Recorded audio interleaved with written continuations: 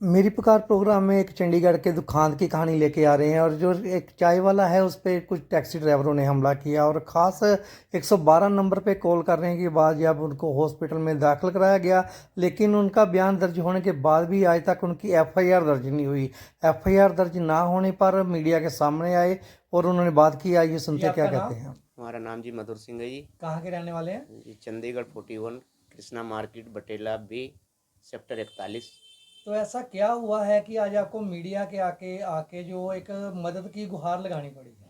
मदद की गुहार ये लगाई जी कि यहाँ पे टैक्सी ड्राइवर हैं, ये हमारे साथ दूसरी बारी तीसरी बारी इन्होंने हमला किया जी। चाय के पीछे इन्होंने लड़ाई करते हैं। जब भी चाय इन्होंने मांगा है मेरे से, तब भी मैंने जब इन्होंने चाय पी लिया है, मेरा गिलास भी और चाय भी ले गए। जब दूसरे दिन तीसरे दिन इनको देखा हूँ तब इनको पूछा, मैं कहा भाई तुम गिलास भी ले गए चाय भी ले गए, पैसे तो दे दो। तो इन्होंने फट से मुंह से गाली निकाल दिया, बहन चोद माँ चोद, बोलते चूड़े चमार।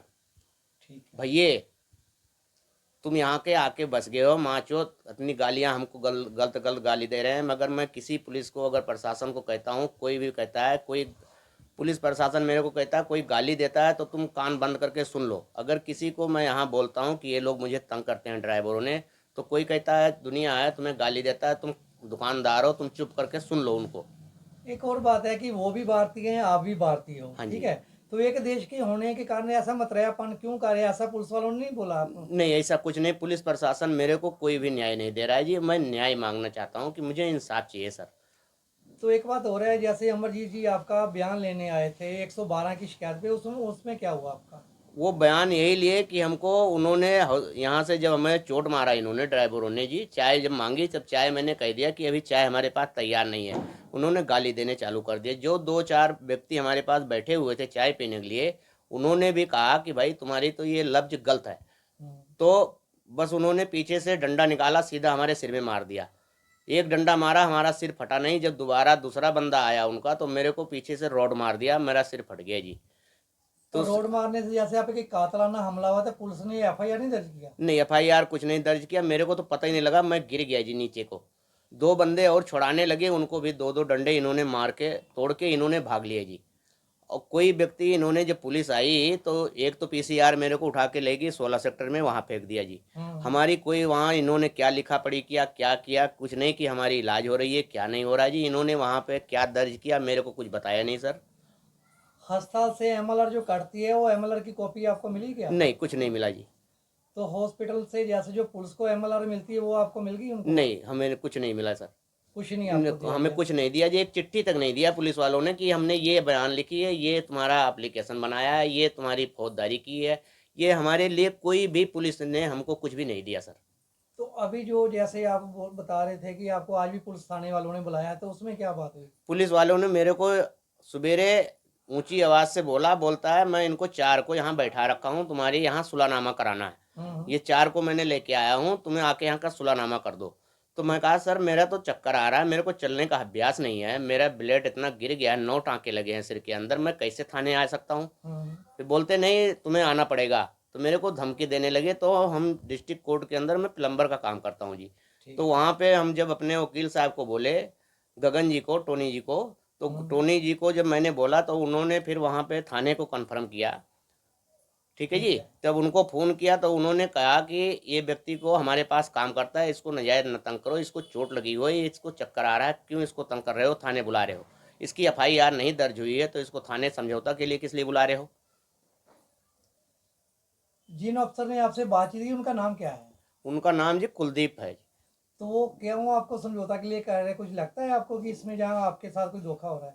नहीं हमें तो कुछ नहीं लगता जी कि हमारे साथ ये इंसाफ करेंगे। ये ना इंसाफ के लिए इन्होंने हमको बुला रहे थे जी, लेकिन हमने जवाब दे दिया, हमारे पास चलने का अभ्यास नहीं रहा सर। तो एक जो डीडीआर जो आपकी बोले हैं कि जैसे अमरजीत से अभी बात हुई है, वो बोले कि आपकी डीडीआर कट गई है, उसका आपके पास नंबर है कोई? नहीं कोई नंबर नहीं दिया सर हमको। कल भी शाम को इन्होंने 7:30 बजे 8 बजे हमारे पास आके हमारे से यहाँ क्या लिखाया क्या लिखा जी, साइन करा है हमारे से। उसके बाद में मैं अपने बेटे को बोला, मैं कहा बेटा इनका फ़ोटो खींच लो, इसमें क्या लिखा हुआ है। तो इन्होंने फ़ोटो खींचने के लिए भी मना कर रहे थे। उसके बाद में फिर दिया, इन्होंने बोला फ़ोटो खींच लो। तो फ़ोटो खींच लिया। तो मैंने वही जो इन्होंने कागज़ पे लिखा हुआ था, इंग्लिश तो मुझे आता नहीं है, क्या लिखा इन्होंने क्या नहीं लिखा जी, मेरे पास वो कॉपी है जो ठीक फोटो है। मैंने खींचा हुआ है जी। और मेरे पास कोई DTR कोई कुछ भी नहीं दिया सर, मेरे को कोई इंसाफ नहीं, और मेरे को कोई चीज़ का ना दवाई का ना किसी ने पूछा मेरे को। खाली इन्होंने समझौता के लिए आज सवेरे कुलदीप सिंह ने, थानेदार हैं कि एसएचओ हैं, कौन है मेरे को मालूम नहीं सर, फ़ोन के ऊपर इन्होंने बुलाया मेरे को। तो पहले जैसे एक और बात कर रहे थे कि हमारा कोई अफसर नहीं आपके पास आया, हमारे पास शिकायत नहीं है। अब जैसे अमरजीत जी से बात हुई है, वो बोले कि मैं आया था हाँ जी। 112 की तरफ से। हाँ जी। तो ये जो चक्कर है जो दोनों क्लियर नहीं हो रहा है, इसके बारे में कुछ कहना चाहते हैं? तो सर ये तो थाने वाले को पता है, 112 वाले ने कॉल थाने कंफर्म किया कि नहीं किया, कि वहाँ से गाड़ी बुलाई कि नहीं बुलाई। जब 112 नंबर पे कॉल होती है तो पहले थाने वाले को खबर किया जाता है कि ये चीज़ है, ठीक है जी, इनको पकड़ो, ये बंदा आया हुआ है। 112 पे आए कि कोई व्यक्ति बीमार है, कि किसी लड़ाई झगड़ा हुआ, सर फटा हुआ, क्या हुआ, तो उसको तो PCR हॉस्पिटल ले जाती है। बाकी जो थाने वाले होते हैं कार्रवाई तो थाने वाले करते हैं सर। हाँ। लेकिन इन्होंने कोई कार्रवाई नहीं की हमारे साथ, ना हमारे से कोई पूछताछ। बस यही 112 वाले ने जो इन्होंने आए हुए हैं सर, इन्होंने ही किया है पूछताछ हमारे से। बाकी समझौता के लिए जो उन्होंने दिया सर, इसके बारे में हमें कोई चीज़ का नॉलेज नहीं है। एक बात हो रहा है कि आपको चोट भी लगी है, आपसे अब समझौते के लिए बोल रहे हैं, लगता है कि आपको इंसाफ नहीं मिल रहा या मिल रहा है? नहीं, हमें कोई इंसाफ नहीं मिल रहा सर, हमारे साथ अन्याय हो रहा है जी।